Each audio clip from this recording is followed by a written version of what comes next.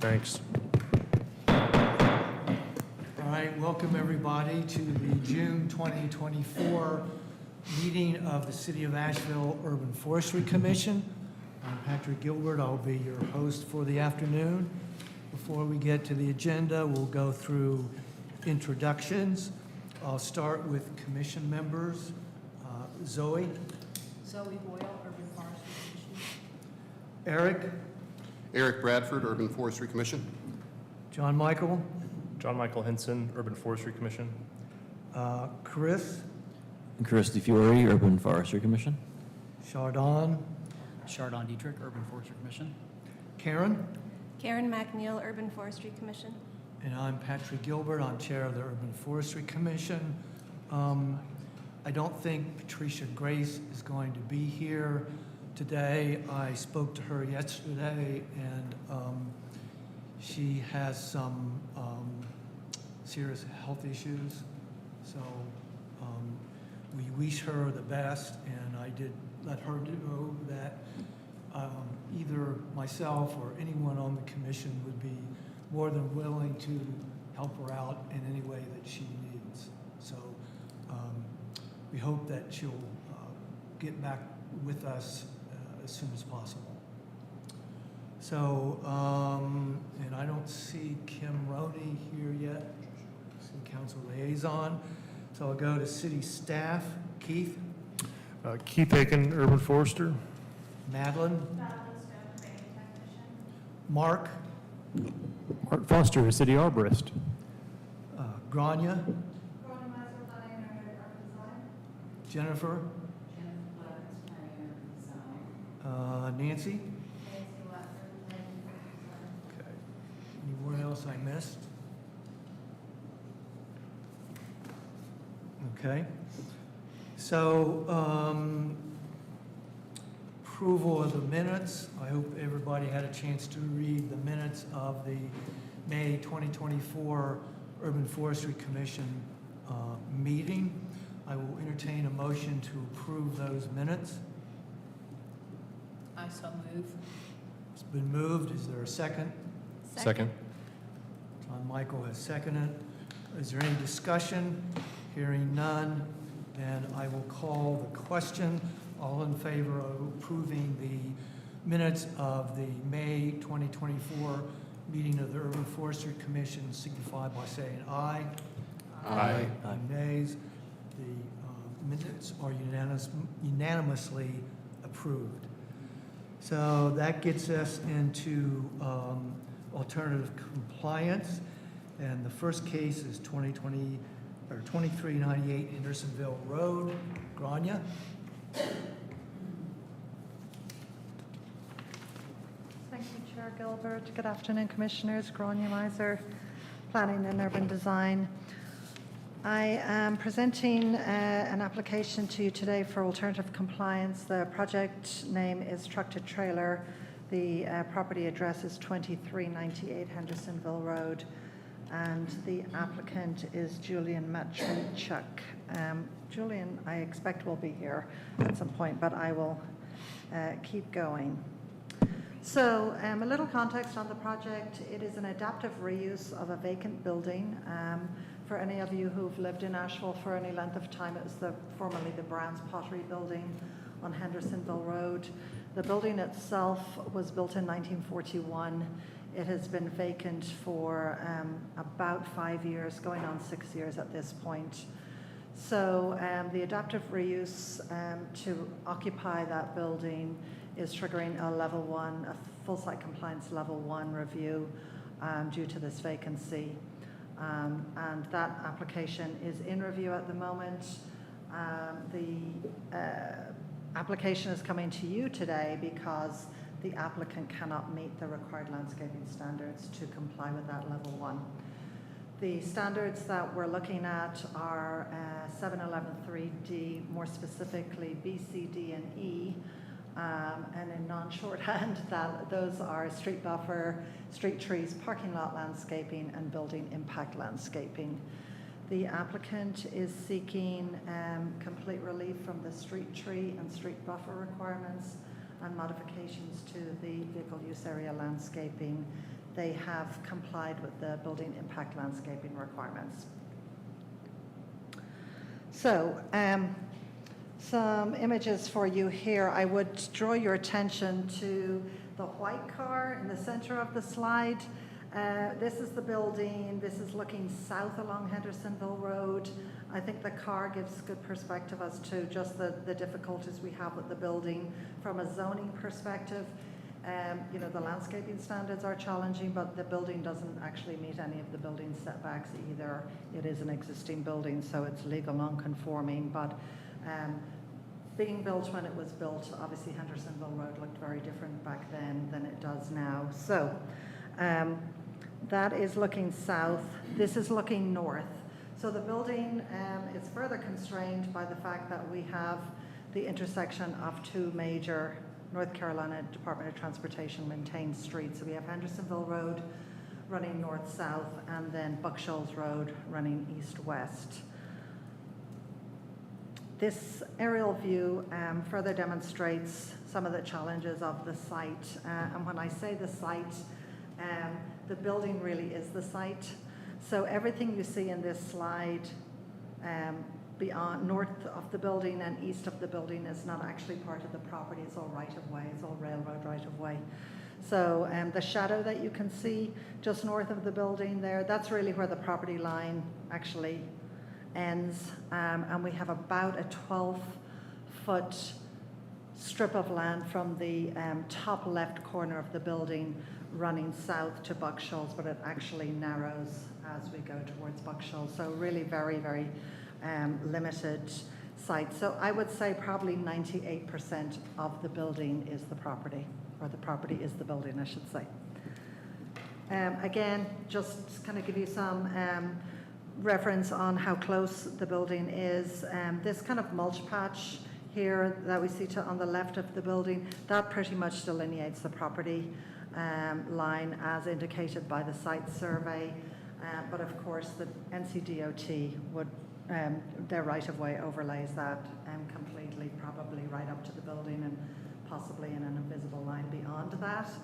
And again, the DOT right-of-way will, the building, that concrete that you see there actually encroaches into the right-of-way as well.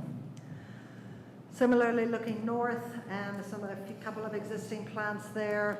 There were a little bit further complicated by the overhead utilities, and of course the very, very real physical barrier of the building itself. So the site constraints are that, you know, the building is essentially an island surrounded by right-of-way in every direction. As part of my preparation for meeting with you this afternoon, I have consulted with NCDOT. It is very unlikely that they would entertain an encroachment agreement for this site at all. In addition to that, because of the speed, the amount of traffic on that road, also that turn from Buck Shoals onto Hendersonville Road will require a site visibility triangle, which again, if the building wasn't there and we had more room, they might entertain it because we could put trees in there. But the physical barrier of the building, you're really not left with anything that is viable to be planted in that area. So what the applicant has proposed, he is meeting the building impact standards. The code would require him, based on the square footage of the building, to provide 7 trees and 14 shrubs. He's actually providing 8 trees and 14 shrubs. He is seeking relief completely from the street tree and street buffer. I've worked with him for a long time on this project. We've tried to maneuver the parking spaces. There's not even 50 feet from the edge of Hendersonville Road to the actual railroad, so we couldn't even modify how we laid out the parking lot to even not require street buffers. There's just simply no room there. So what he is proposing for the modified VUA are 2 sugar maples at the north end of the property. Again, when I say property, this is not his property, this is all right-of-way. So you can see the property line there just to the north of the actual physical building. So anything else that he's maneuvering VUA area is all part of the railroad right-of-way. He has secured a lease agreement with them, and that lease agreement does include the ability to plant in that area. So again, he's had to be really mindful of where he planted because it's so narrow. Obviously, they're not going to let him plant too close to the railroad, and we're not in a position to have an encroachment agreement with NCDOT. Really, this parking lot area, probably DOT and the railroad just actually cross over each other. So 2 large maturing trees. The requirement for this square footage of VUA would be 5 trees and 20 shrubs. He's providing 75% of those trees, of course, would be large deciduous trees. He's providing 2 large deciduous trees and 9 shrubs. And that is really all I have for you.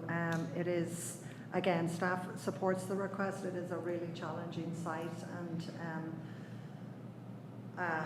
I admire him for, trying to meet the intent of the code and provide something in lieu of it. It's not ever going to be as good as what the code would require if the site constraints were not present. And I believe Julian is here, but I will happily answer any questions you might have. Any questions for Grania? Karen? I have just a comment. This is another example, and I totally see the site constraints that you're talking about, but this is another example where planting in lieu would be a great opportunity for planting in lieu. And I just did a quick search, and Raleigh, the city of Raleigh oversees planting of thousands of trees on city-owned and city-controlled property, and it just seems like this is just an idea that I'm planting a seed for. It seems like one form of compliance could be paying into our city arborist budget for the tree planting that our city does on city property. So that just came to my head, and I wanted to share that. I realize it's not going to be applicable to the situation, but something to think about. Thank you. Yeah. I think that's a good point, and I think you should probably bring that up with the policy working group and see if we could, if the working group could recommend potential ordinance language that we could consider and bring forward. Okay. Anybody else? All right. Thank you, Grania. Thank you. I will entertain a motion on 2398 Hendersonville Road, alternative compliance request. Motion to approve. Okay, there's been a motion to approve the alternative compliance request for 2398 Hendersonville Road, applicable to Chapter 7, Article 11, Section 3, Subsection 5A, which are the criteria for meeting alternative compliance. Is there a second? I second. Okay, it's been moved and seconded. Is there any discussion? Hearing none, I'll call the question. All in favor of approving the alternative compliance request for 2398 Hendersonville Road, please signify by saying aye. Aye. Any nays? The alternative compliance request is unanimously approved. So that brings us to 51 to 57 Southside Avenue. Jennifer?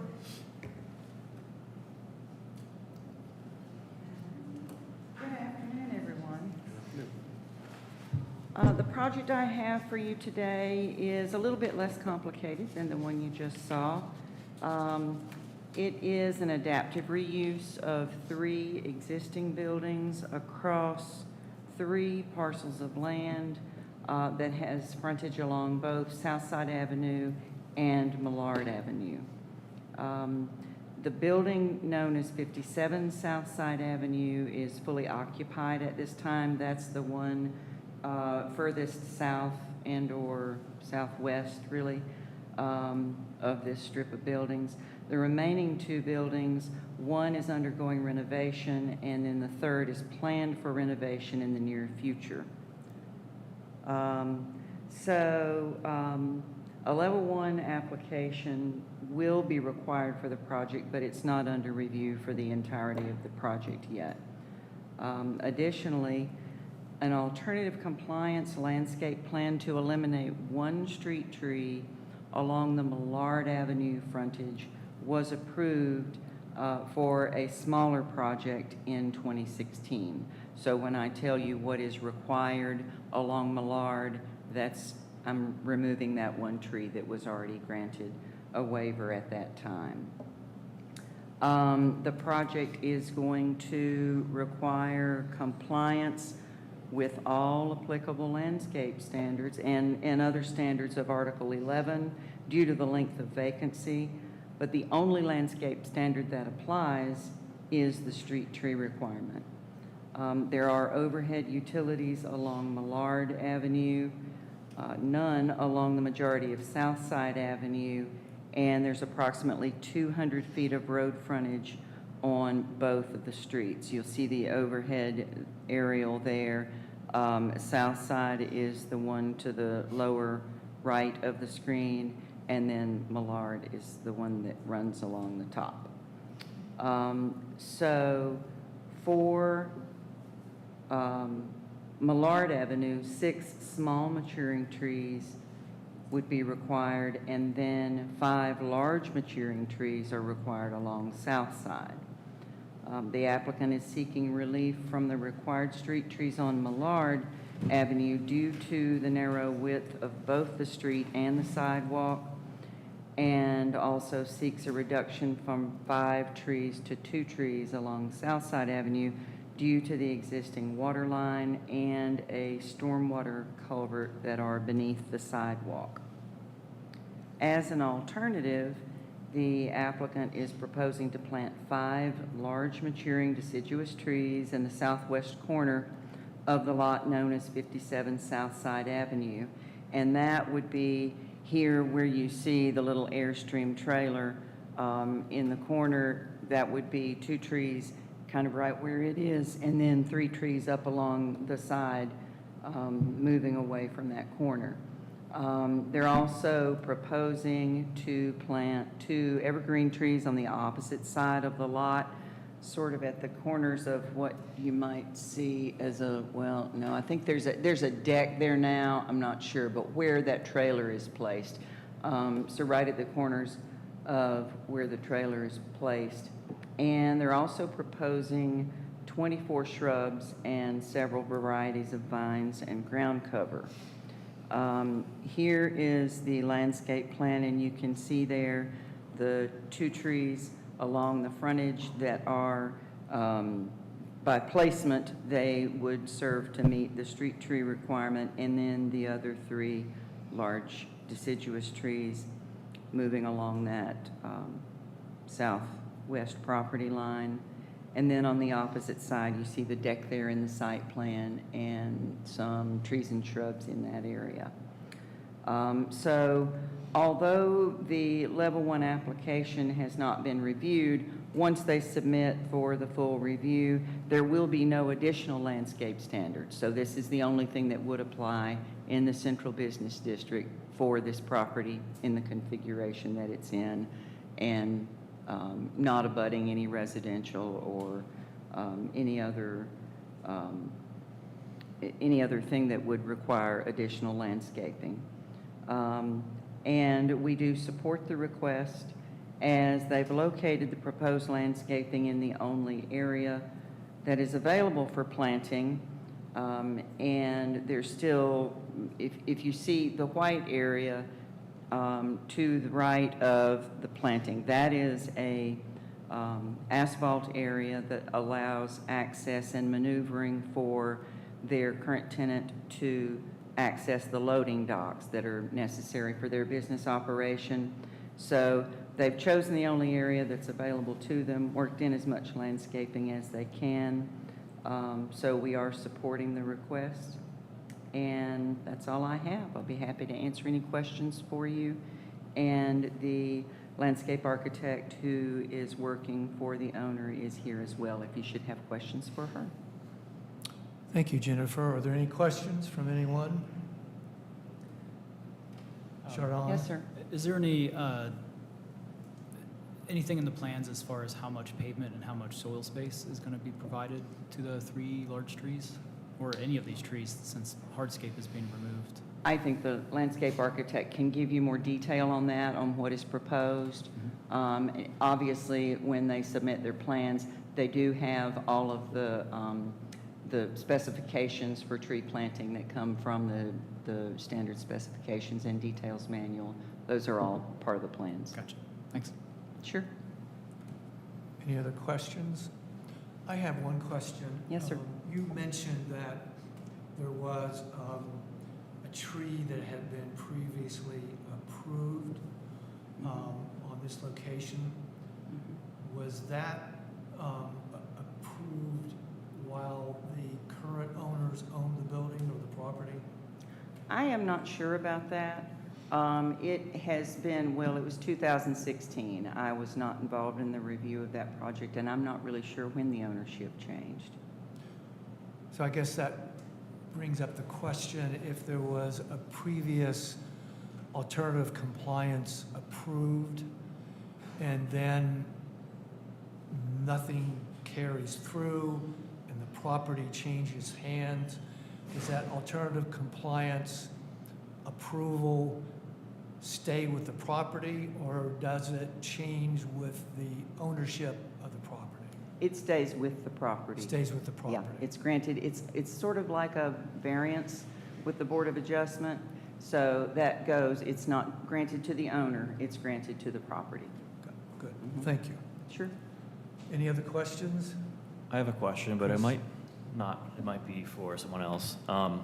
So on the south side, it was mentioned that we can't plant trees because of the deteriorating culvert that's in disrepair, and it's mentioned in here the looming disaster that could happen. So my question maybe is more for the city.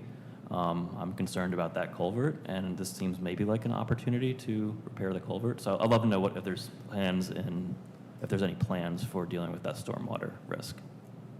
Yeah, I'm not sure. I think those things would be handled by the Public Works Department. And I think Suzanne may be able to give us a little insight on that, on the research that she's done. I think there's some debate as to whether it is privately maintained culvert or whether it is the responsibility of the city at this point. She may have more insight. Do you? Okay. Yeah, she can maybe talk a little bit more, but I couldn't answer on behalf of the city because I think that would be handled by the Public Works Department, and I'm not familiar with their requirements or when they might do something like that. Thank you. You can come forward. Good afternoon. I'm Suzanne Godsey with Siteworks Studios.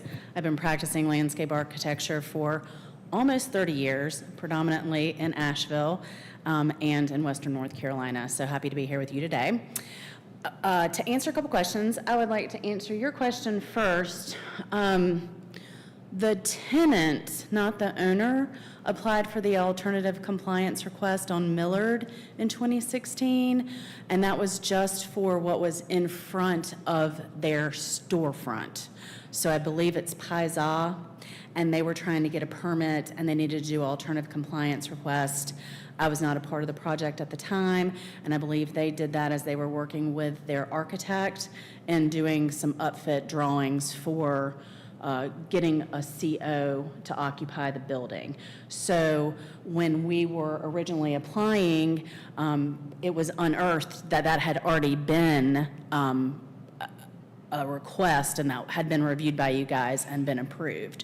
So the owner is now wanting to take more of a holistic approach, because I explained to her that if you keep doing it piecemeal, we'll be continuing to come back and ask the same questions over and over again. Let's take a look at the entire 3 parcels as a whole, and where can we install plant material responsibly, where can we comply, and since we're only required to do street trees, we're a little bit limited, but we are finding some opportunities for plant material. South Side Avenue is a DOT road. So we will be removing the city sidewalk, or excuse me, the sidewalk, the existing apron that enters into the staging and docking area for the property, putting in an NCDOT drive apron, and we'll be also installing NCDOT's required 30-inch curb and gutter. So we'll be saw cutting along the asphalt and installing it. If you think about what is just south of this piece of property, it was Taco Sushi at the time. It's now, I think, Andale Way. And that's 63 South Side. And I happened to have the pleasure to work on that project. At that time, we did a lot of investigation on that 2x3 culvert. And we actually paid to have a robotics company drive their little video robot into the culvert to look at the conditions of the culvert. DOT has a copy of the structure. It's an incredibly unique structure, to say the least. It connects to a box culvert that leads to an arch culvert that crosses over South Side and heads down and turns out to outfall into what is now called Nasty Branch. So it is what is draining a lot of the stormwater that then outfalls into Nasty Branch Creek that then finds its way under Depot and into the South French Broad. So we're dealing with a lot of outdated infrastructure. My information that I've received from DOT over the years, and I've been working on these on this corner since 2015, is if it ain't broke, don't fix it, don't try to break it. When they need to do repairs, they will come in and do repairs. It's their responsibility. But we are not to do anything that would negatively affect or impact that culvert, which is why, I don't know if you saw that in the application, instead of just putting in a regular sidewalk, we're gonna have to put in a beefed up sidewalk, and it's basically a bridging system that will span over that 2x3 box so that it will preserve the structural integrity of the top of that box.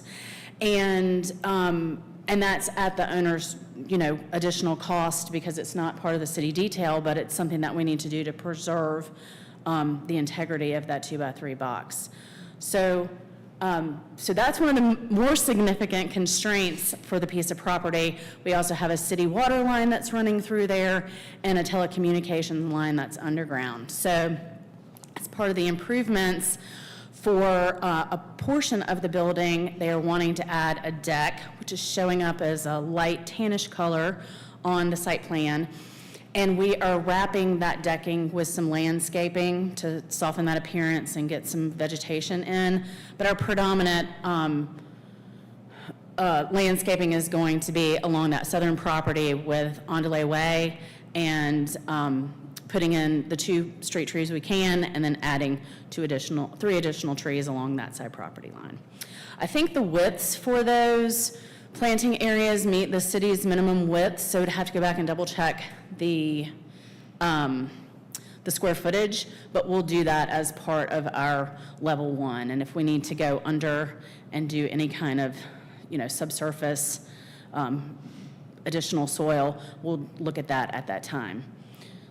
Because we have to show that on the level 1 drawings anyway, the square footage.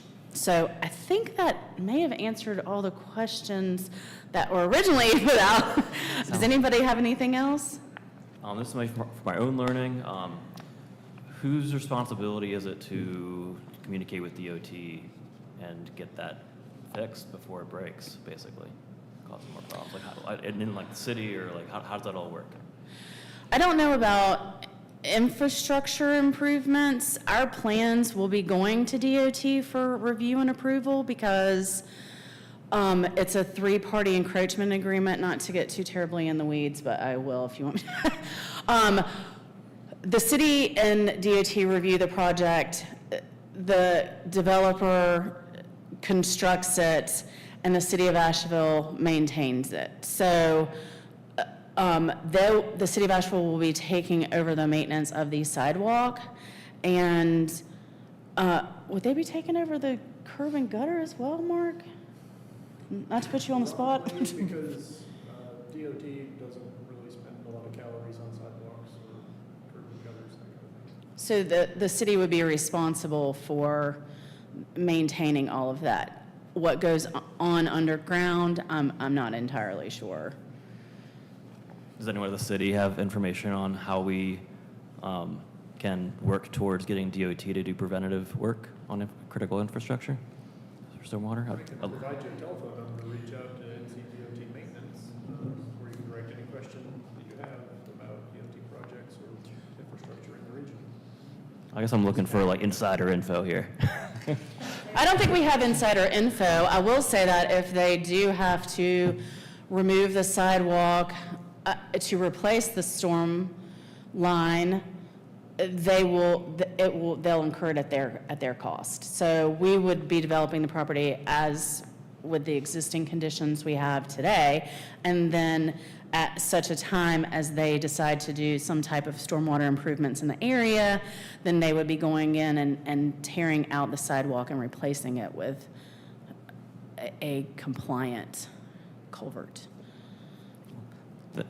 Thank you. I know this isn't like your thing. So I guess I'm trying to like get to a Yeah. larger point more for like the whole system. So I'm sorry that you're on. No, Thank you for all the information. I really appreciate I deal it. with this stuff all day. Does Thank anybody you. else have any Anybody questions? else? Okay. I have a question probably for Jennifer. So this project has not received a level 1 review yet, correct? Correct. Mhm. So is it typical that the alternative compliance request comes in after the review or before?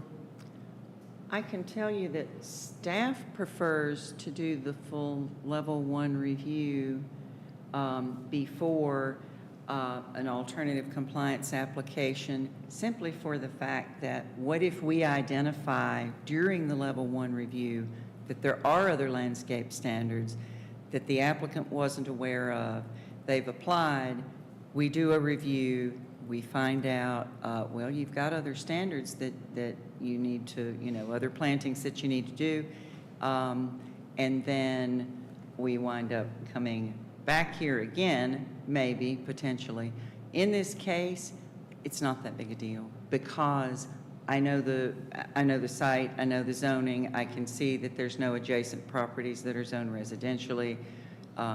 We know what standards apply in the central business district, and the street trees is the only thing. That's what you most often see actually here, is street trees in the central business district that can't be planted for one reason or another. So in this case, it's not a big deal at all because it won't be, there won't be any other landscape standards triggered even during that review. Okay, well, that was what I was getting to.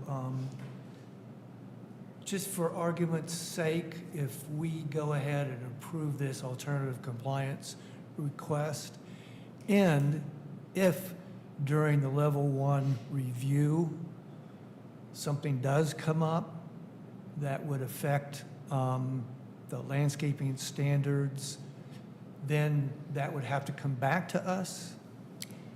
It would, but as I know what all the standards are, the street trees is the only standard that does apply to this property.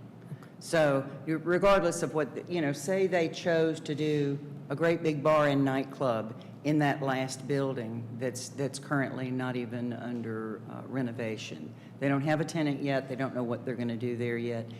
Even if it were a really high impact use, it doesn't change anything. The landscape standards that apply for this property are the street trees. Yeah, if they were to create a parking lot on an adjacent parcel, that would be a different matter. But right now, buildings are built out to the property lines except for this one building that has the loading docks that are in use by the current tenant. Okay, thank you. Oh, sure. Is there any further discussion on the alternative compliance request for 51 to 57 Southside Avenue? Then I'll entertain a motion. Motion to approve. Motion to approve the alternative compliance request for 5157 Southside Avenue as meeting the requirements of Chapter 7, Article 11, Section 3, subsections 5A. Is there a second? Second. It's been moved and seconded. Is there any further discussion on the motion? Seeing none, I will call the question. All in favor of the motion, please signify by saying aye. Aye. Any nays? Then the alternative compliance request for 5157 Southside Avenue is unanimously approved. Thank you, staff. Thank you. Thank you. Before we move on to the rest of the agenda, I see that our distinguished council liaison has joined us. Kim, you want to? Kim Roney, Asheville City Council. Glad to be here with y'all today. Thank you. I don't see anyone here for public input, for the public input section. We did receive a written letter that was submitted in the meeting documents, and I hope that everyone had an opportunity to read that letter. So we'll move on to staff reports. Keith Aiken, Urban Forester. I get to go first? Yes. Fantastic.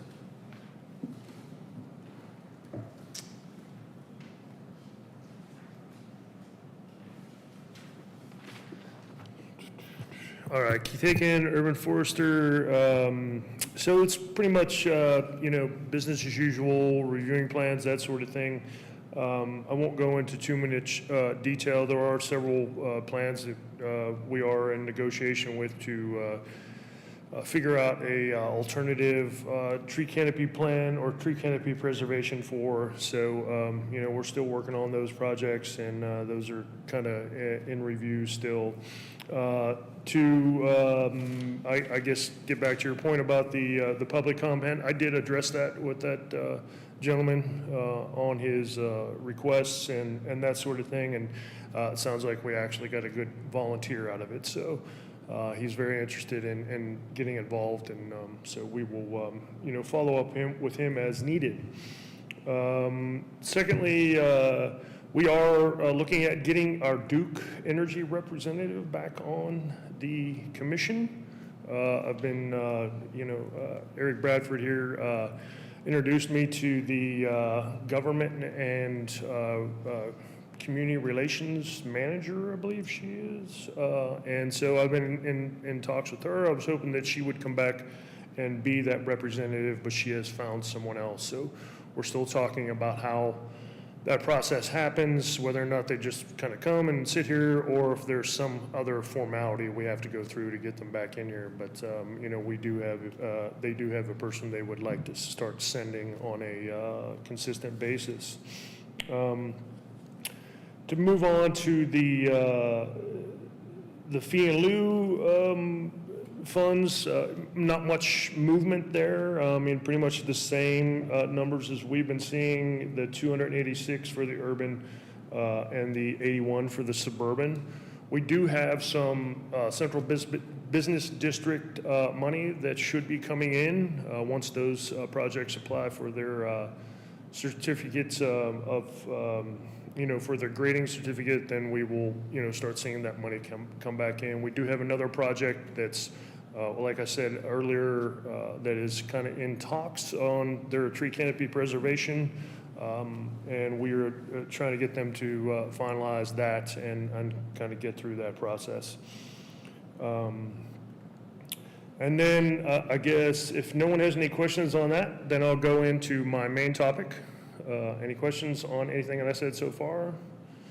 All right, so for our main topic, obviously we've been kind of going through this process of finding our consultant, and we have found a consultant. So just to give you a little background, on March 15th, we released our RFP for the process. We received 3 responses back, which was the exact number we needed to continue without reissuing the RFP process. Those were reviewed by 8 reviewers. We had a set criteria for them. Our evaluation metrics were based on a 100-point system. We had 25 points for qualifications. We had 25 points for the project understanding and approach. And then we weighted it kind of heavily on relevant projects and references. And then the last but not least, we had 10 points for pricing and cost of the project. So, obviously the relevant projects and references was weighted at 40 points. So we were looking for that experience for that contractor that can deliver for us and kind of meet the goals of Asheville and also the vibe of Asheville as well. So.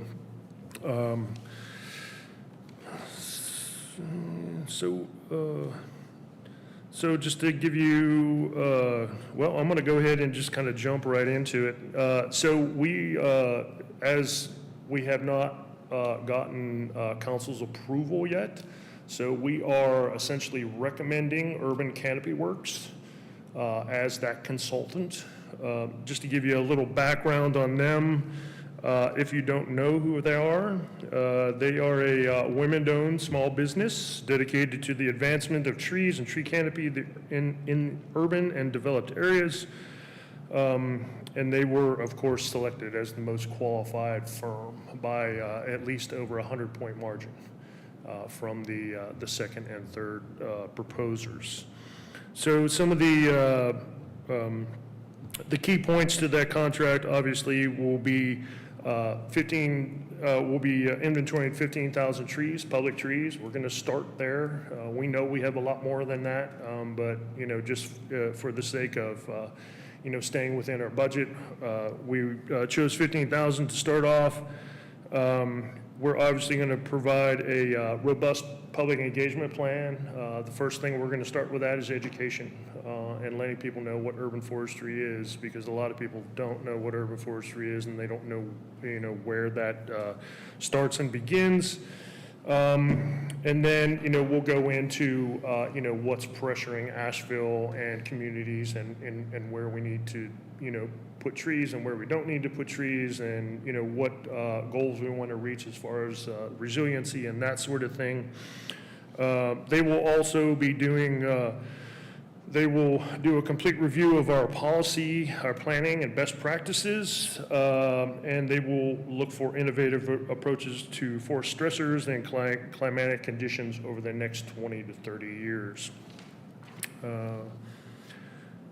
Also, they will be creating a baseline modeling and analysis to adapt to our forests and trees to known and unknown issues that will affect our natural resources. Obviously, if you know anything about trees in Asheville, we're seeing quite the decline in most trees and several species. So, we've asked them to go ahead and define those and start analysis on that as well. We want them to set goals for measurable impact, and then develop a nature-based implementation plan so that we can hit the ground running before the plan is finalized. So we want to be able to start implementing before the final plan is even out, so that we can get going, and then kind of get moving down the road.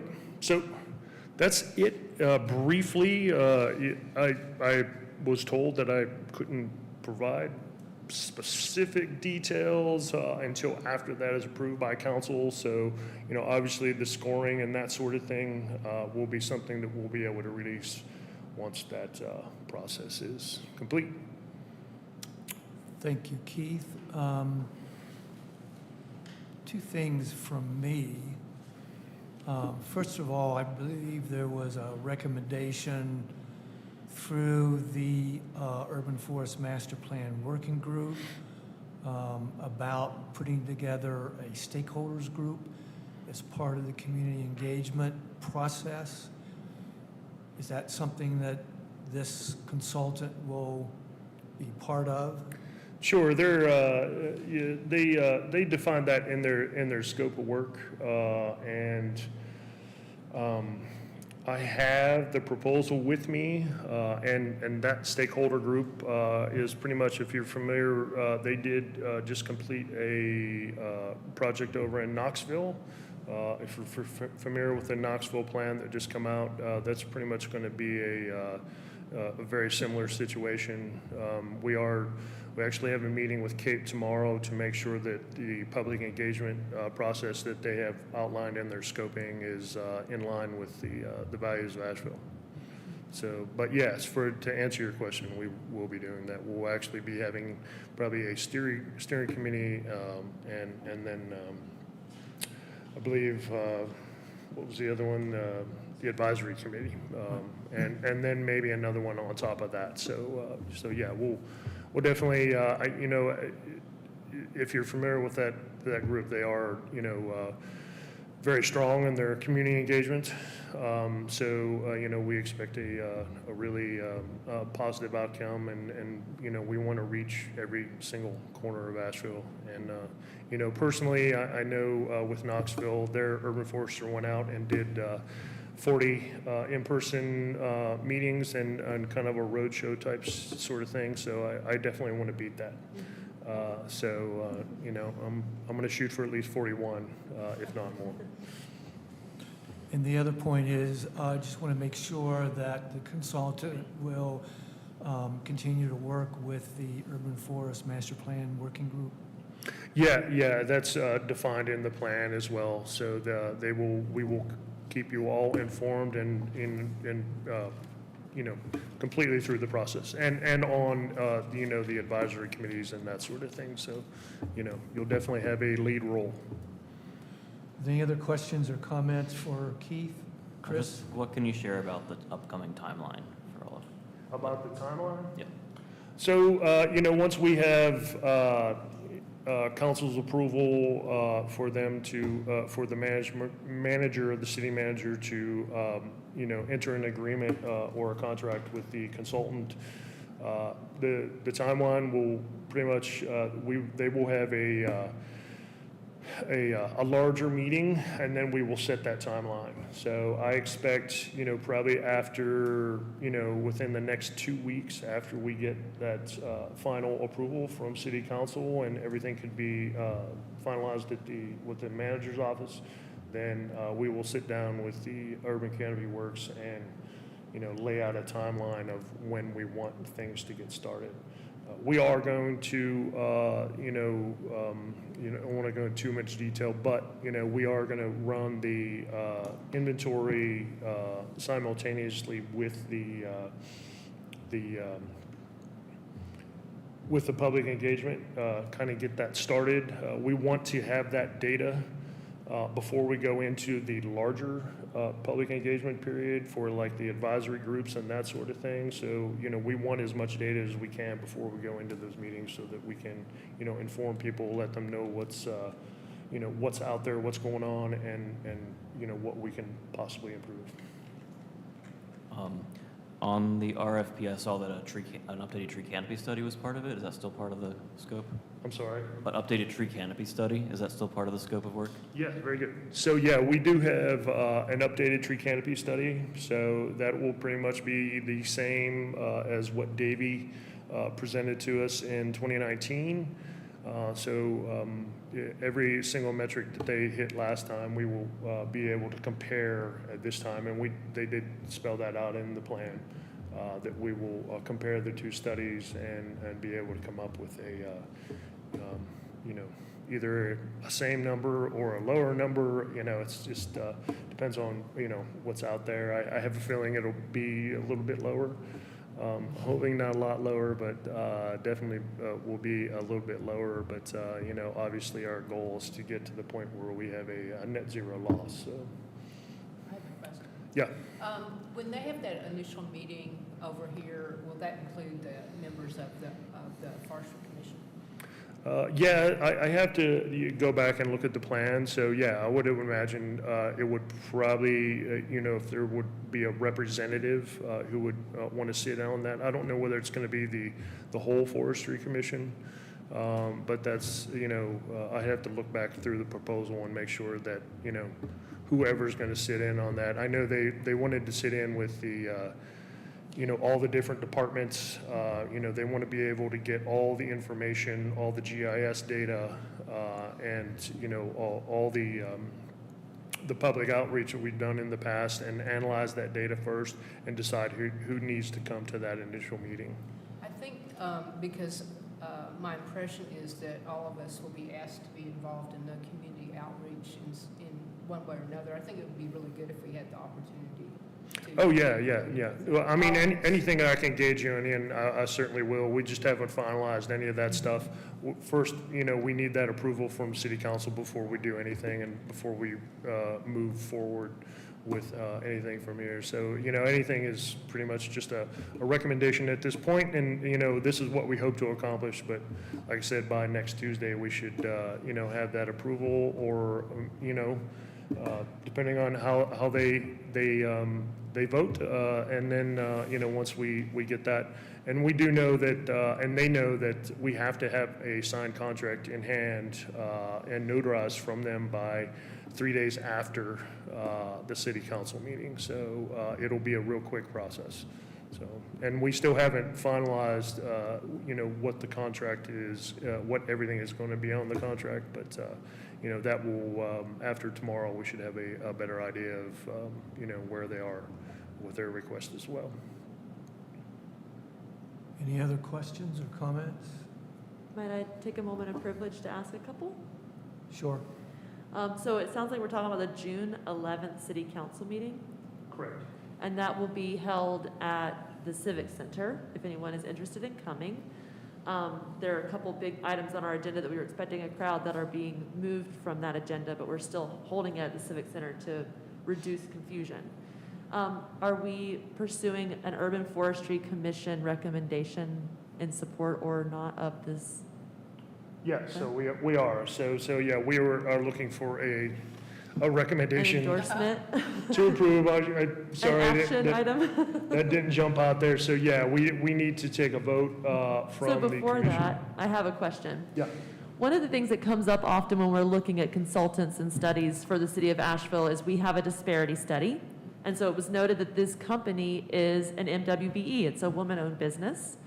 But for myself, when I'm on council, it really helps me to know what about the other organizations that have participated in the RFP? And I couldn't find anything about the rest of the organizations that applied. So like, you said there were 3. Correct. So where would one see a full list? And were there other MWBs that applied? There were not. This was the only one. So honestly, I couldn't answer where you can see that information. I was told that, that we can't, offer that information publicly until after the contract has been signed and we have received all the information back from them and all that stuff has been finalized. And then we'll be able to release, all the information from the plan. So I know that we can't have the full RFPs before the vote. But normally there's a list to council, and I expect that council will ask for one. That's why when I looked at the agenda, I was like, oh, I don't see anything public facing about the information. It seems very verbal. So because we're asking for a recommendation from the Urban Forestry Commission, maybe I missed it. That's why I was asking, like, where would I find it if I was just a member of the public? Sometimes, like in our last council meeting where we approved the Building the Block grant, I could find information faster on WLOS than the city's website. And so I'm just checking to see like what kind of processes could we have in place for the public, but also before we ask our advisory boards to have a decision made. So that's just something like in general that I'm thinking about, because council relies on our advisory boards to make recommendations, but it helps if you have more information. So if this was something where we were going to see information through a media outlet, then I would make sure that we're providing the information first to the fullest extent we could. It probably would just look like these are the 3 businesses that applied, and that might be the fullest extent we could get. But because we've seen it for other RFPs, I would imagine either it was illegal for us to do that before, or it's legal for us to do that now. So maybe we could get some more info. Yeah, absolutely. I know either in the resolution or I believe it's in the staff report, it does designate who the other companies were. Okay, and so a staff report, did I miss something? Is the staff report linked on the UFC agenda? It is not. Actually, I was told that, all that, the staff report and the resolution will actually go to city council. Okay. But all that we could do from, of what I understood from contracting was to recommend Urban Canopy Works as the consultant that we Okay. chose. Then I'll just say that that's why I said it's from a position of privilege. If a recommendation is made by the UFC today, as your liaison, I would say, I would make a personal note saying without complete information, because they didn't have a staff report. But we might want to see if we can, in the future, provide more information from a staff report that's going to be available a week from today. Just an idea for like how we can have more information. Sure. Yeah, I'm just Otherwise, following, we're just rubber I'm just stamping. following that list that they gave me. I mean, this is, obviously a new process for me, so, Sure.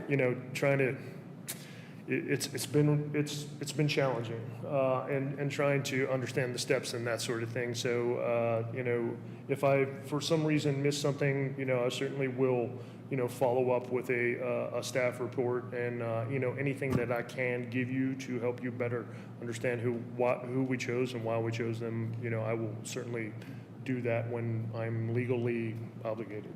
And one thing I would love to be able to do too is, as the liaison, I didn't know that this was going to be on the agenda because it wasn't anywhere that I could tell it was on the agenda. I would love to be able to ask these kinds of questions before we're on camera. So definitely let me know if I can do anything to help as liaison or as the chair, so that we could have these questions ready to go Okay. and on deck. Yep, that works. Thank you so much. You had mentioned that as part of the consultant's work, they will do a update on the Davie Resource Group urban canopy study that you did in 2018, 2019. Will they also look at the heat island effect update that Asheville Greenworks worked on? That was an update of the heat island study that the NASA developed researchers did in 2019? So yeah, that's a part of their data analysis that was in their proposal. So they will, not only look within the city of Asheville and all the data that we can provide them, they will also be looking at, any previous data done by, nonprofits or, other, government agencies, that sort of thing that relate to Asheville. So they did spell that out in the proposal. Can you provide some clarification on, so say city council approves this and you all have a meeting with Urban Canopy Works. What does the involvement of the Urban Forestry Commission and other stakeholders outside of the city look like at different steps of the way? So like, I'm thinking specifically about like making big decisions on how the nuances of the scope of the work plays out. And one area I'm particularly interested in is I made the recommendation a while ago to include diversity, equity, and inclusion facilitation skills in the RFP, and I don't think it ended up in there.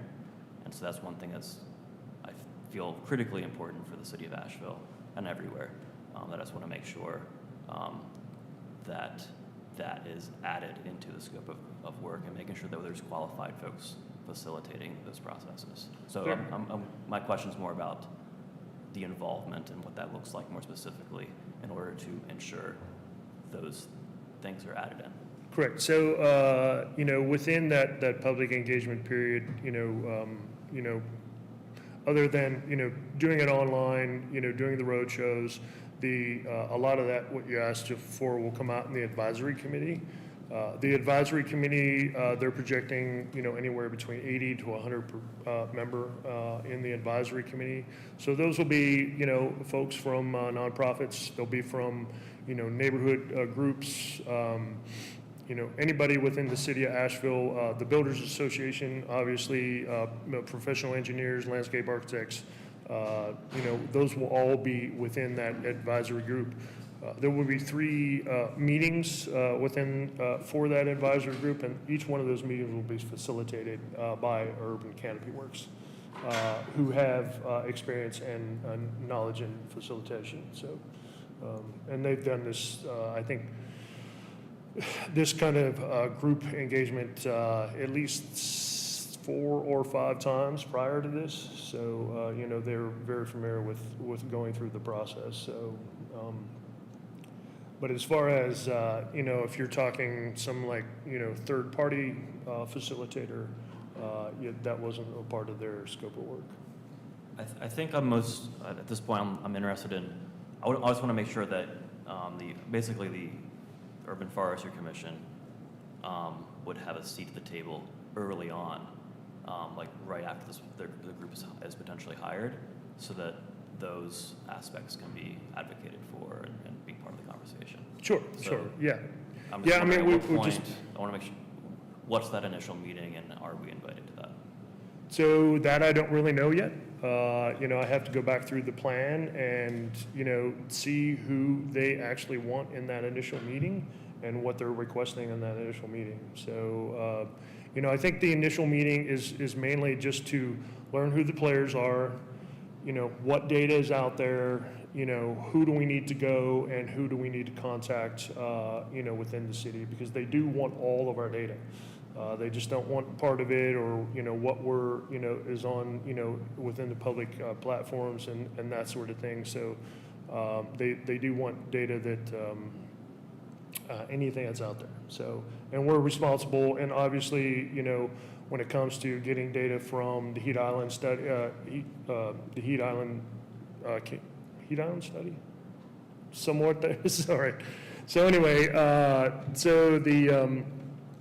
so obviously, we're going to have to work with Greenworks to, bring that data to us, as well as, more data that they may have, currently working or have acquired in the past. And then, but yeah, to answer your question, I mean, obviously, we are going to engage you probably more than you probably want to be engaged. So, I mean, you will be at the table. Once again, I can't guarantee, I'd have to go back through the plan to actually look on, who was going to be at that first meeting and that sort of thing. I believe, don't quote me on this, but I believe it was just city staff at that point. And then from there, we're going to go off and, branch off into larger meetings and before we even start the data collection. So there's going to be, probably several meetings before we start. But I mean, as soon as I can engage you within that process, I will certainly do that. Zoe? So I read the RFP, and I am really impressed with our Urban Canopy Works, and they've done a lot of projects that directly involve equity and diversity in a very careful way. It's my impression that they will probably interview all of us pretty soon after they get here, as far each one of us, as far as what our concerns are and our outlook. So I think we will all be involved.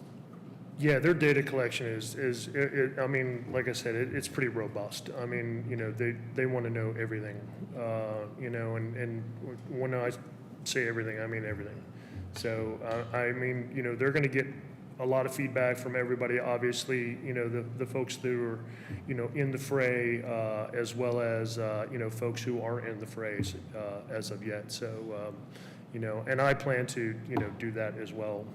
I've been kind of looking forward to this part of it myself.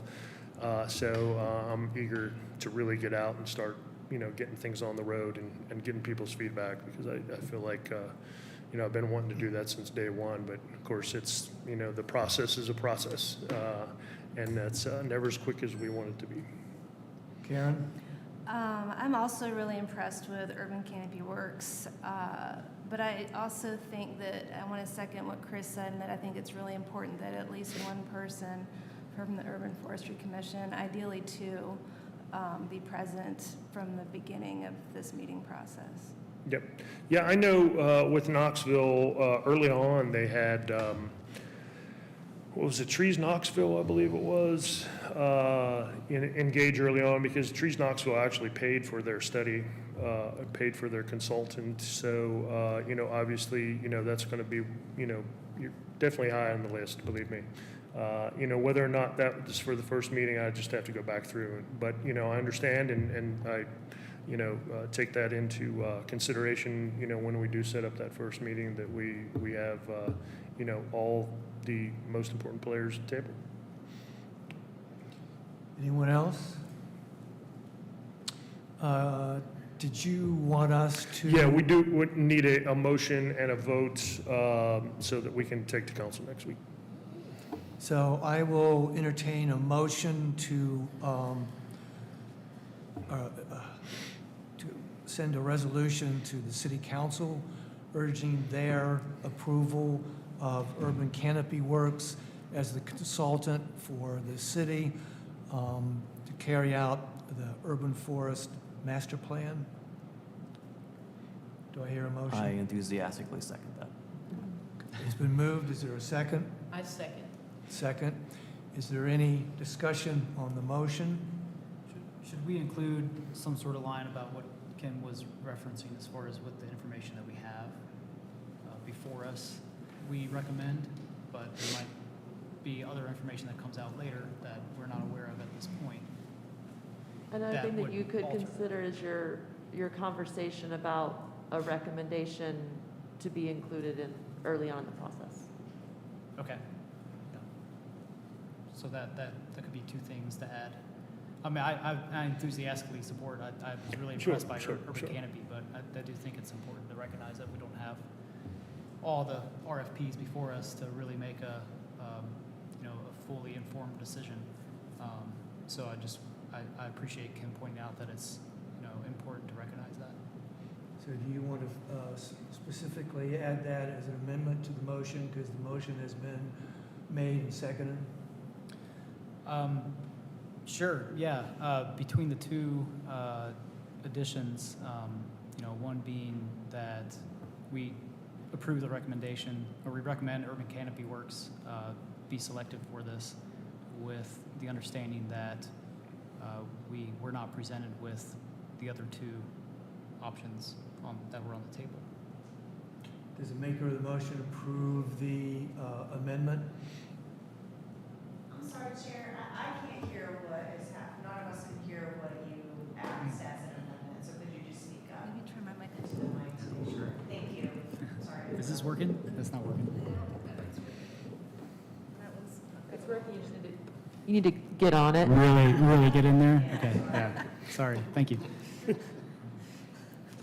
It'd be including a line in the motion that we recommend Urban Canopy Works for this. I'm struggling with the wording here, because I don't want to make it seem like we're not approving this, because again, I think it's an excellent company choice. But I want to make sure that we have, kind of covered the bases and made clear that we weren't aware of the other applicants. So the amendment to the motion would be that we're approving this with the understanding that we did not have access to additional information on the other two companies. So as a clarification, Councilwoman Roney asked Keith about the other two applicants for this consulting contract and whether or not, the commission should have received that information, as well as potentially the council also receiving that information before each party makes a decision. If I might add clarity, since there was a question from staff, when we've been having votes around consultants, most recently the Building the Block RFP, we looked at the names of all the applicants to the RFP, not the full information of the RFP, but at least the names were available to council. So in this case, the way I heard it was that it wasn't possible to present that information to this group. So they're making a recommendation on the staff recommendation, but they don't know what the other organizations even were. So when we're having conversations about our disparity study, we know this is an MWBE, but also that the other two weren't. But because it wasn't on the agenda, we don't have a staff report or staff recommendations, not in writing. There's just a lot of information that's typical for our RFP processes at the council level. And we don't see that at the advisory level. So it just added a lot of question marks around process and how we ask for our advisory boards to give a recommendation with incomplete information. And it seems like this information might be available because I'm seeing pointed to a staff report that I can't access. Can I add something? Sorry. I'd Stephanie So respond. is it legal to put the other names of the applicants or like a staff report on? Okay, so thank you, Chair and members of the commission and Councilwoman Roney.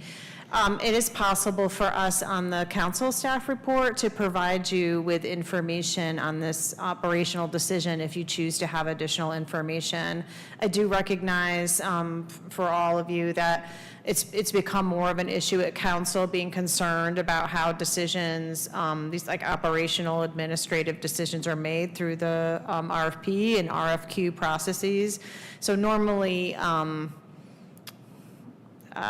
it is a public record who has applied. There's not a problem with us providing that moving forward on council reports. But I do understand,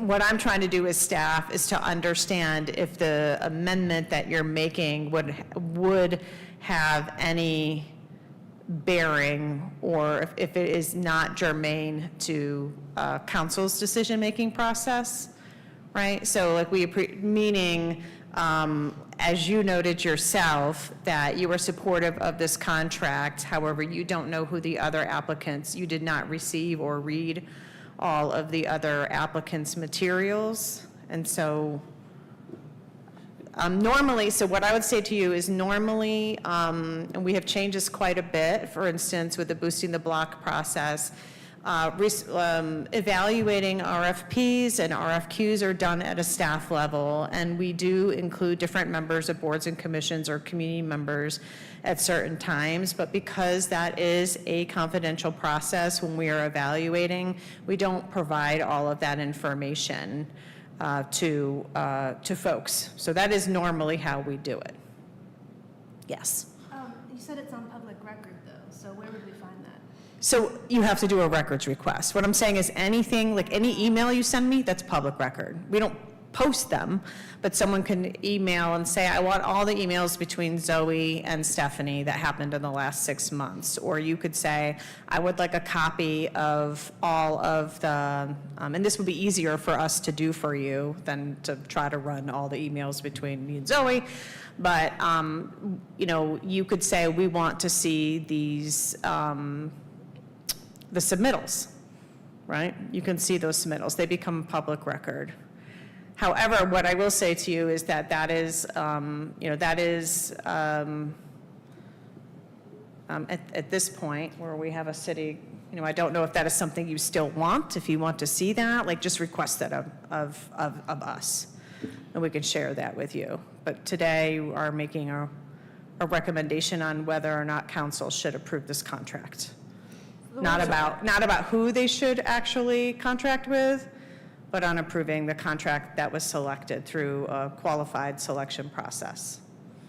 The way I heard it was understand that the UFC wasn't presented with info on the other two options. That could even just include the name. Include the name of Urban Canopy Works. Yeah, I don't know. I'm just making sure I have your motion. I'll review the tape and make sure that I've reviewed the motion correctly. So I would just like to share that I think that I'm also incredibly impressed by Urban Canopy Works, and I've heard that from lots of folks here, and I think that it would be a detriment to slow down the process in any way. I hope that I don't want that to happen at all. And I think that in this particular case, a lot of us are very familiar with who the potential contractors are, and we are familiar with Urban Canopy's works. And I know for myself, I enthusiastically support this, approving it. That being said, I think maybe I think that the process problem or clarification is an important issue, but maybe that's something we should do separately, so as not to lump it in with this particular case where we do happen to have, at least I know I do, and I think other folks have spoken, have some knowledge of who the contractors are. So I'm not sure how to turn that into language, but I guess I'm thinking maybe I would be interested in approving this and then separately looking at the process in future situations. Yeah, I tend to agree with that, and I think that Councilwoman Roney's points, not without standing, and they're a good point, but I think my concern, and I think the concern raised by the department director, was that if we approved a resolution supporting the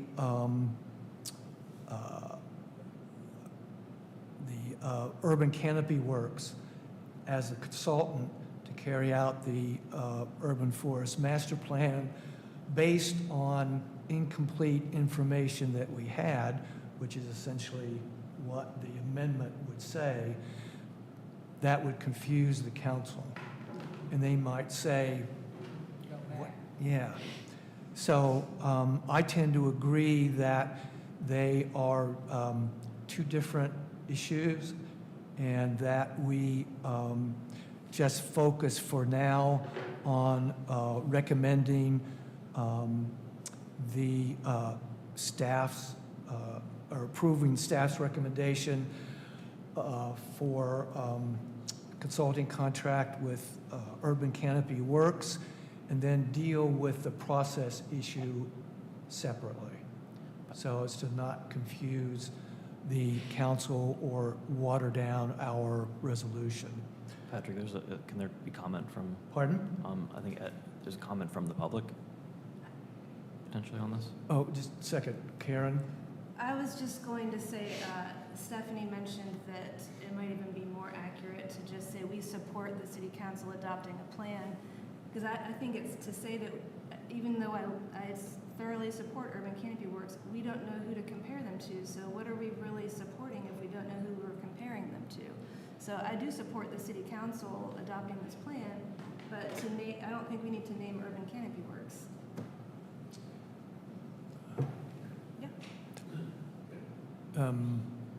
Ed, come up to the mic, please. I'd like to comment on this on the working group that reviewed the. Identify yourself, please. Ed Macy, former Urban Forestry Commission member. This may help, it may not, but the commission did review the applicants, at least by way of the Urban Forest Master Plan Working Group. And so that working group does know who the other vendors were that applied to conduct this project.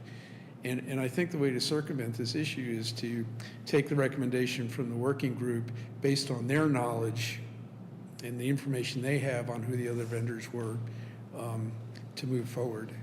I mean, I think you can put to rest the fact that, you know, we really don't not know. We do know who the other vendors are because we did review them and participated in the process to select the vendor who was chosen by the city, or will be chosen.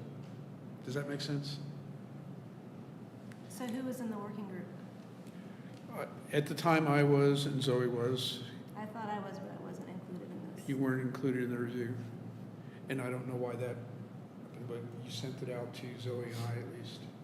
So, yeah, I mean, we chose it's actually a review committee and not necessarily a working group. I just want to make the distinction between there. So we originally, I had originally identified, 8 folks to be on that committee. And, Zoe, as Ed already mentioned, Zoe and Ed were the 2 from the Urban Forestry Commission that I had identified. So there is a motion on the table. There was a recommendation for amendment to that motion. So I need to ask the maker of the motion whether or not they accept the amendment. Otherwise, we have to vote on the amendment separately before we address the question on the table. Chris, you made the motion. I seconded it. Who made the, you made the motion, Zoe seconded. I seconded it.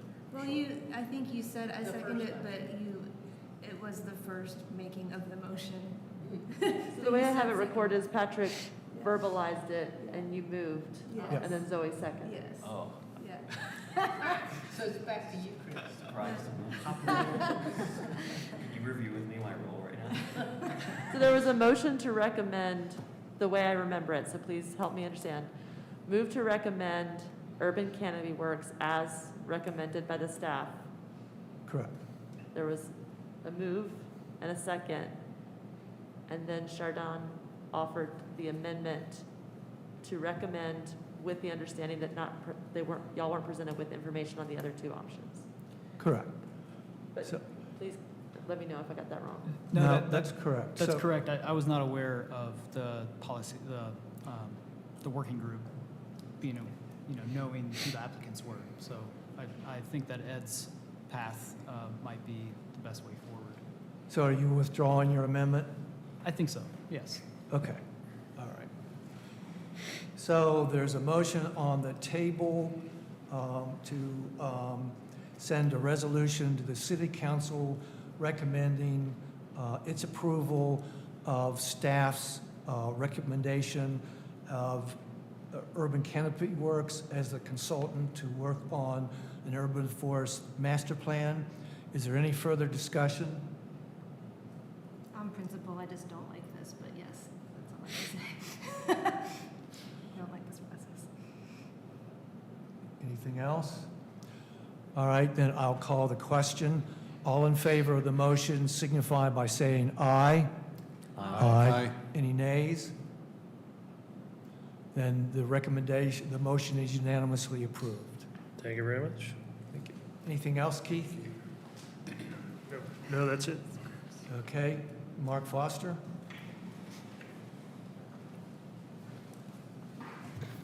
Good afternoon, Commission. Happy to report that I'm actually fully staffed currently in terms of the 2 tree crews. Well, hopefully that will last longer than it's taking me to tell you this. I couldn't stay fully staffed, of course. I had to lose a roadside mowing operator at the same time that I got the 2 tree climbers in those vacant positions, so that close.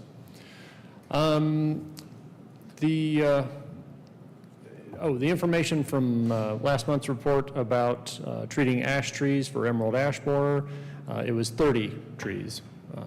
Question from Chris. 30 trees were treated, 3 of those white ash, the remaining 27 green ash. That was back in April.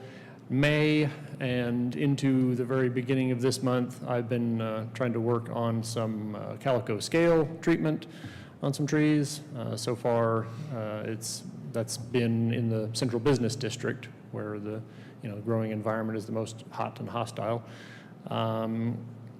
That has been 8 honey locusts over in front of the county building on Cox Avenue, and another 5 European,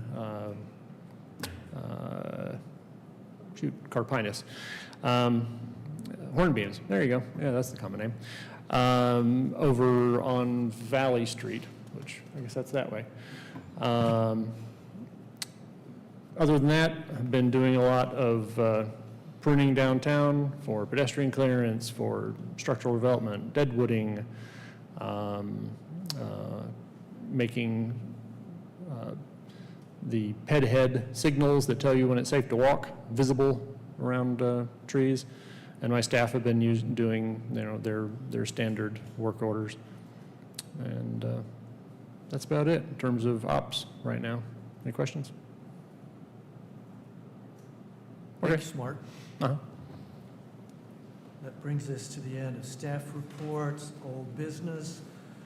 I'm going to give a brief update on missing middle housing, and certainly Councilwoman Roney and Stephanie can add to it if they feel necessary. I did speak to staff yesterday and was told that the missing middle housing proposals will not go to the city council before September at the earliest. That city council has indicated that they would like to address missing middle housing and affordable housing strategies along with displacement strategies together. However, I was told that the proposed amendments to 711.3, the landscaping standards, can go forward.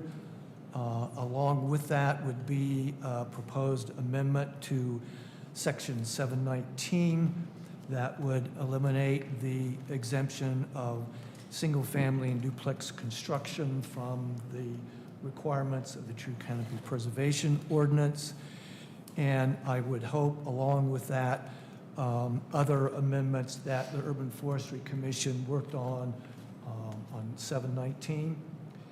So we will be seeking staff's guidance on how that goes forward. And then if all of our wishes come true, then maybe the proposed amendments to Chapter 20 will also go forward along with those. So Stephanie, sure. So I think Keith, Mark, and I wanted to update you all specifically about Chapter 20. Again, I'm Steph Munson-Dahl with Planning and Urban Design. It is in the case of the amendments that you all are proposing, right now I wanted to let you know that those are, a review by staff is being completed for those amendments. And there is a desire to have is it the policy working group that worked on those? We would like to meet with the policy working group and provide you with our final staff feedback and comments on those items in advance of coming back. We're requesting an agenda item next month and giving you a presentation on staff's response to those landscaping amendments, Chapter 19, Chapter 20, and also the potential process for moving forward, what that would look like, a timeline, et cetera. So is that amenable for folks to have a meeting of the policy working group in advance of the next meeting? So one question would be, there is a meeting scheduled for next Wednesday with You got it. certain All right. members of the policy working group, and I believe Mark Foster and Eric Edgerton. Yep. Would this meeting with the working group precede that? No, that is the meeting. That is the meeting? Yep, Mark was on it. So that is the okay. meeting. Just wanted everybody to know, because that's clear communication. That would be the meeting to review staff's final comments. And then we would be asking you as chair if we could have a old business item on next month's agenda to present to the full commission. Yes? Mm-hmm. Okay, thank you. Yeah.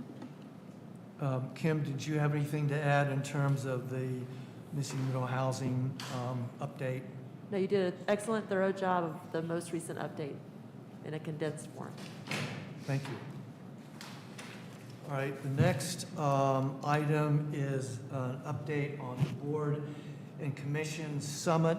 I was going to make that because I wasn't sure whether Stephanie was going to be here.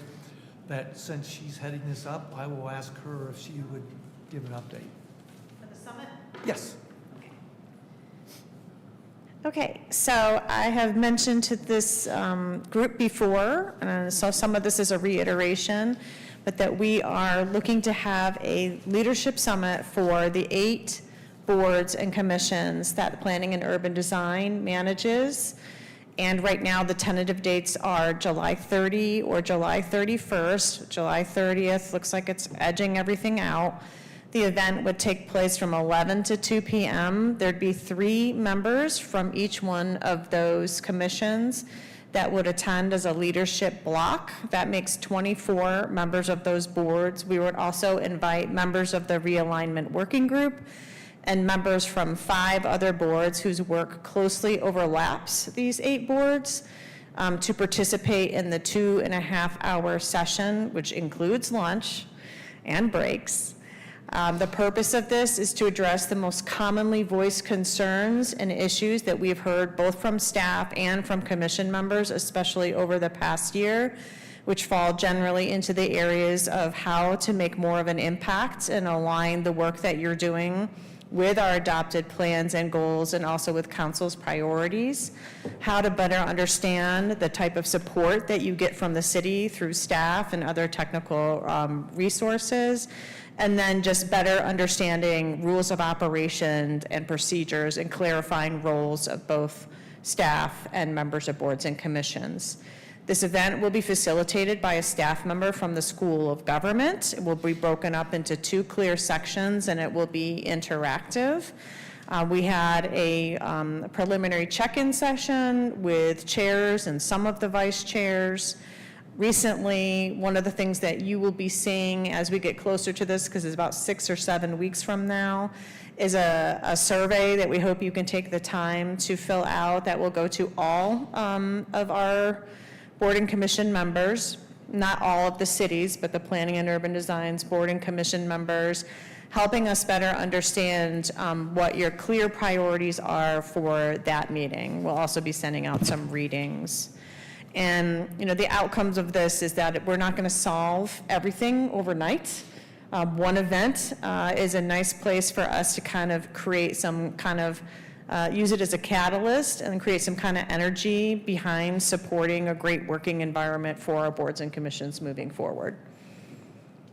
Do you have any questions for me on this? Thank you, Stephanie. Just for clarification, in case any of you have any curiosity, the boards and commissions that are specifically aligned with Planning and Urban Design, in addition to the Urban Forestry Commission, is the Planning and Zoning Commission, the Historic Resources Commission, the Asheville Buncombe Riverfront Commission, the African American Heritage Commission, Board of Adjustments, Design Review Committee, the Downtown Commission. Is that correct? There's, so what you did is you named all of the boards we manage, plus the African American Heritage Commission, but we would also be inviting the Sustainability Advisory Committee, the Multimodal Transportation Commission. These are just chairs only and staff, and a member of the Reparations Council, a member of, and I'm blanking a little bit, but there are 4 or 5 boards that we all identified. So that was a good overview, at least, of that the overlap that exists. And is this meeting still going to be just a working meeting? It will be a working meeting with less than a quorum of any of our bodies so that the meeting does not necessarily have to be noticed or streamed. So it is a working meeting, and because it's 2.5 hours long, and we want people to feel as if they can break out in small groups and not worry about if they have mics on or anything like that, that they can get some work done. I am presenting at the Boards and Commissions Committee next week on this item and asking them if they'd be interested in a report back, so that we would be able to let those folks know, and in essence, let council know what the outcomes we think will be, if there are any outcomes or next steps that are really known at that time. Thank you. And the three members of the Urban Forestry Commission will be, of course, myself and Zoe as chair and vice chair, and Christy Fiore. Chair? Yes. To your question about Eric Edgerton participating in the meeting as well, I just got an email from him, actually, Steph, your copy, that he has a conflict with the scheduled date that I saw was open on his calendar, but it's not actually open. He has court proceedings he needs to be at, and so I'm going to go back and reschedule the date for when he's available, which is looking like it's going to be, this is the earliest I could be available for this meeting would be the week of the 24th. Of June? Sorry? 24th of June? Yes. So, just wanted to make you aware of that in real time. So you'll be letting us know and staff know, other staff know, specifically a date and time for that meeting. I'll change the date on the meeting and resend. Yes. What time did he give us a time? Did he give us a time? No, he said after, he said the 24th or later. He didn't say a particular time. Okay. All right, thank you. Next item on the, under old business is working group discussion. You see at the end of the agenda, the current makeup of the various working groups. I had a discussion with Eric Bradford about what working groups he would like to be involved with, and we had a discussion about the fee in lieu. There was a concern raised about potential conflict of interest down the road, and I did have a discussion with Nancy Watford on that regard. And Nancy, do you want to just briefly address that point? Good afternoon. So yes, in times past, when I've asked Eric Edgerton about Asheville Greenworks and any potential actions of this board, his advice has been to be transparent, and then if there is something that is a vote that does involve Greenworks, then Eric would have to excuse himself, or the Greenworks representative would have to excuse themselves for those votes or at that time. And anything that involves like selection of between Greenworks and other folks, he would have to recuse himself from those. So as far as participating on working groups are informal and they do not have quorums or voting, so it would be okay. So in other words, there would not be any conflict of interest for Eric to serve on the fee in lieu working group, and if some recommendation comes to the commission for a vote that may involve Asheville Greenworks, he will request recusal from the vote. Also, on the policy working group,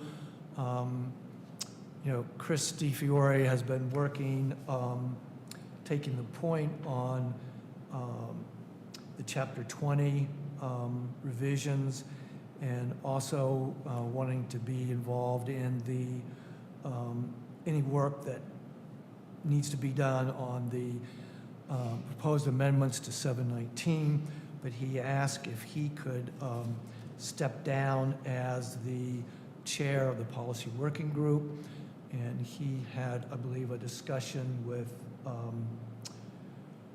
Karen McNeil, and Karen has agreed to take over the chair of that working group. Is that correct?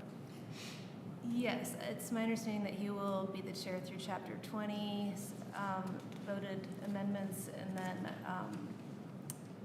since I am the chair of community engagement, I would like to step down from that at whatever point that happens, that I become chair of the policy working group, if not sooner, if somebody else would like to take that on. Okay, thank you. Just let me know when you feel that time.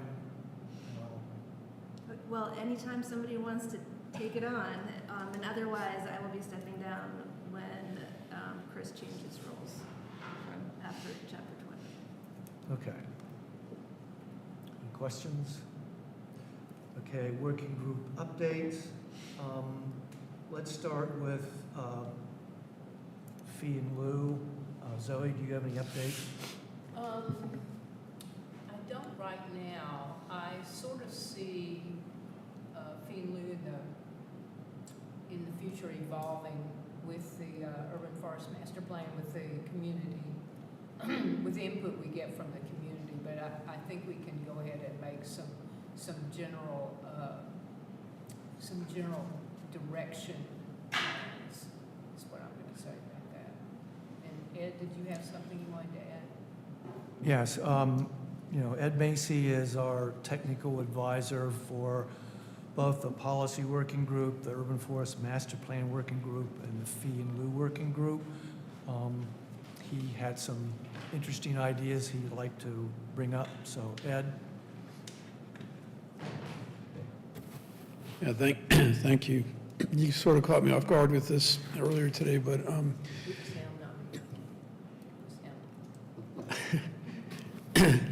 we have met, and we've got a rough skeleton or an outline of a process for sort of a mini grant program for tree planting in neighborhoods that this money could be used for.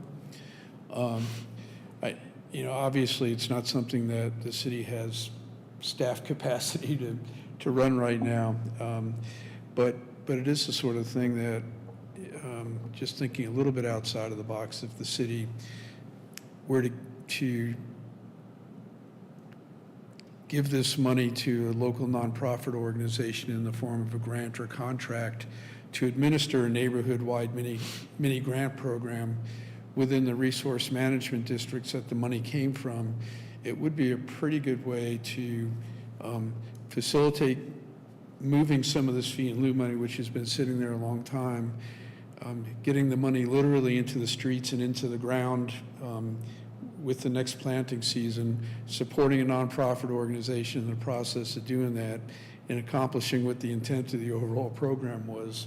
So, my suggestion to the Urban Forestry Commission is to explore that opportunity with the city. It would be a pretty simple way to get that money moving.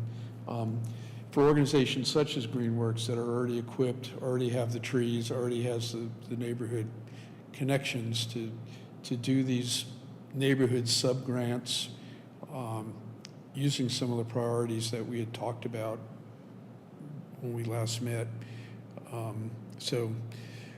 With some of the data like the Heat Island studies, underrepresented neighborhoods, things like that, starting with some of our equity focus and then just moving from there, that I suggest that my recommendation is that you cobble this into a recommendation for City Council and try to get things moving with some of this money by the fall planting season. Otherwise, it'll be another missed opportunity for a few more months. I mean, the money's been sitting there for close to 2.5, 3 years by now, so. Thank you, Ed. I know that Keith has been working on this as well. Keith, do you have anything that you would like to add? So yeah, I have started to investigate how we can spend those funds and what we need to do it, and it's going to be a process. We have to write a policy on it for sure. We have to I did reach out to our grants administrator, Tom Downing, and he recommended that I get clarification from legal on how that money can be spent and where, and, there's, I guess a more legal way of, figuring out how that money gets out there. Once we have the information from the legal team on how that process needs to run, then we'll start in with the policy, and then we'll, it'll probably have to go through the whole RFP contracting process, I would imagine, but I don't think we can just put that money out there. If we do have to choose a nonprofit or or third party outside of the city, then we'll have to, go about that in I'm assuming a contract type of scenario. Obviously there'll have to be an RFP on it and that sort of thing, of how that we want that money spent and where we want that money spent, and then we'll go from that process. But that's from just kind of going through this whole process with the Urban Forest Master Plan, I would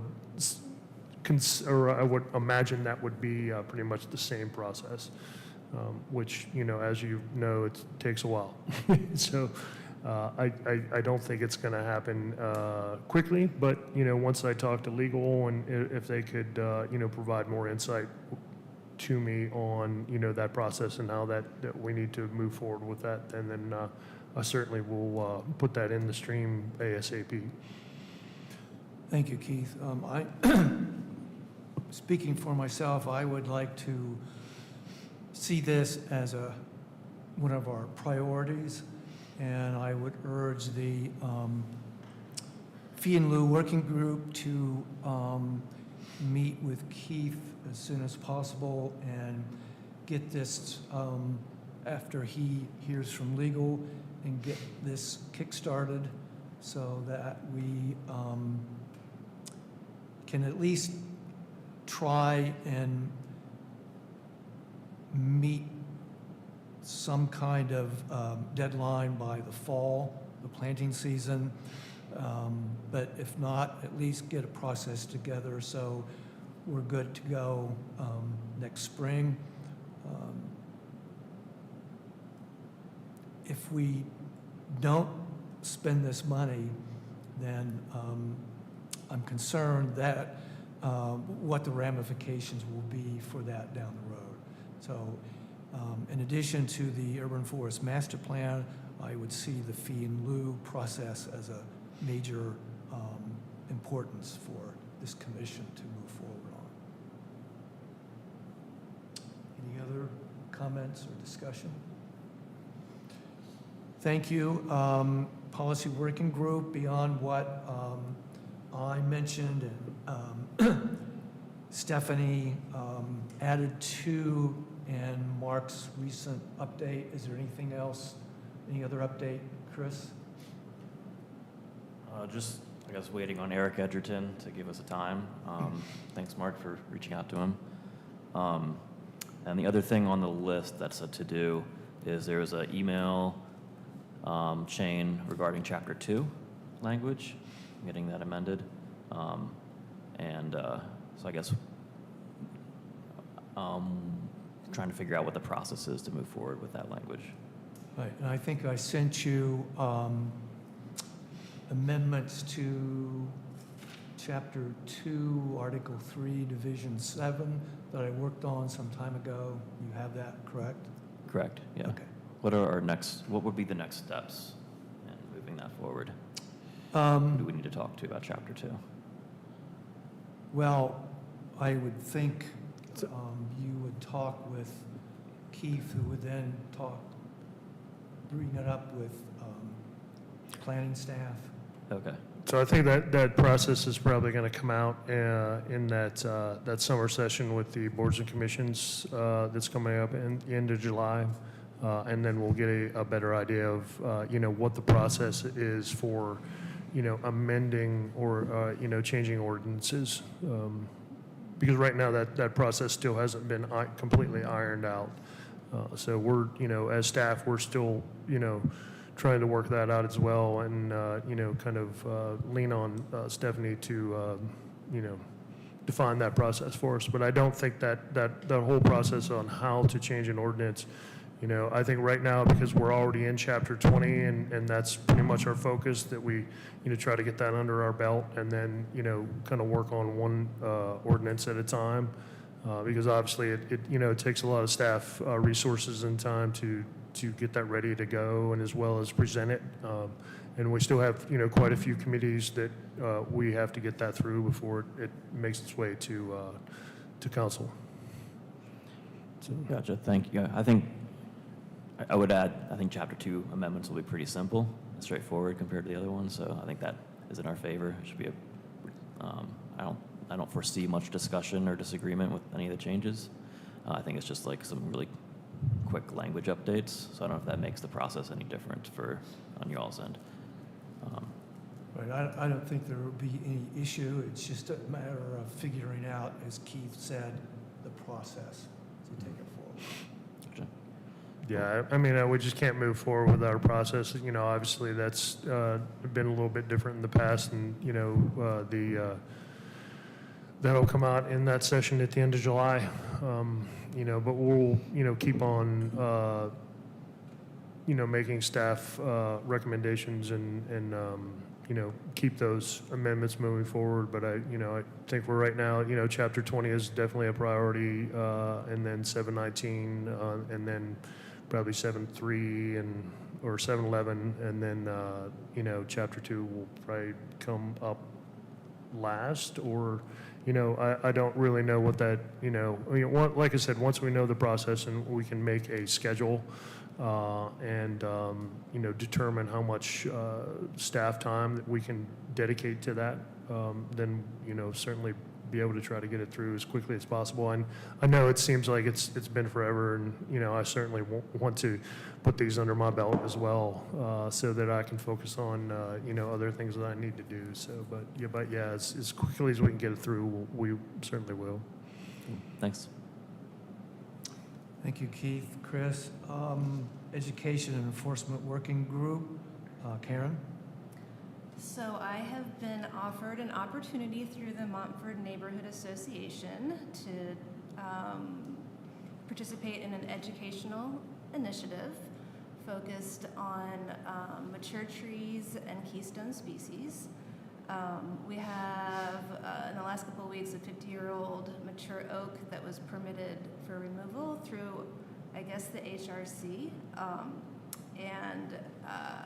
I've been in touch with them about that, and neighbors have been wondering about that because we are a historic neighborhood.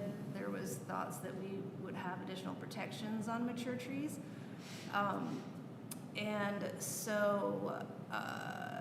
I am also on the board of the MNA, but it was actually somebody else's idea to do this, so I'm happy to help them with it and build bridges with HRC and provide more education. I don't think they knew that oaks are keystone species. So we're just looking at this like an educational opportunity to just build better communication as well between the different commissions, and raise awareness for the need for additional protections for mature trees and keystone species. Also, this person suggested a planting in lieu, and again, it wasn't even my idea, which was kind of exciting to hear this from somebody else, and that there was interest in Montford being a pilot neighborhood for this somehow. So it's generating interest. I hope it gains momentum. I hope that by just sharing more information, we can start to make some progress. And that's my update. Patricia's not here. You had mentioned that you might be attending a neighborhood meeting at some point. Yeah, I wasn't able to attend that, so I'm circling back and getting to the next one. Yep. Thank you, Karen. That's very interesting. I'm excited. Thank you for being involved in that. Okay, that brings us to the end of our agenda, unless anybody has anything else they want to bring up.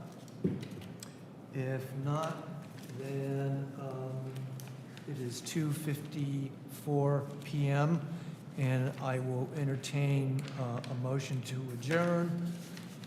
Motion has been made and seconded. Any discussion? Hearing none. The June 4th, 2024 meeting of the